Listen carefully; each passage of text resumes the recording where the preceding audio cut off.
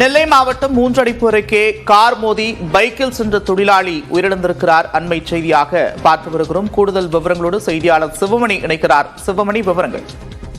நந்தா, திருநெல்வேலி மாவட்டம் மூன்றடைப்பு பகுதியில் அந்த 4 வழிச்சாலை இருக்கிறது. திருநெல்வேலி கன்னியாகுமரி செல்லக்கூடிய 4 வழிச்சாலை இருக்கிறது. இந்த சாலையில அடைவிதிப்பான்குளம் பகுதியை சார்ந்த ராஜசெல்வன் வயது 54. இவர் அந்த வழியாக இருசக்கர வாகனத்தில் சென்று சாலையை கடக்க முயன்றுள்ளார். அப்போது நாகர்கோவில் நோக்கி சென்ற பாலாஜி என்பவர் என்ற இளைஞர் வாகனத்தை காரை ஓட்டி வந்த நிலையில் அந்த கார் இந்த இருசக்கர வாகனத்தின் மோதி விபத்துக்குள்ளாகி இருக்கிறது. இதில் தூக்கி வீசப்பட்ட ராஜசெல்வன் சம்பவ இடத்திலேயே உயிரிழந்திருக்கிறார்.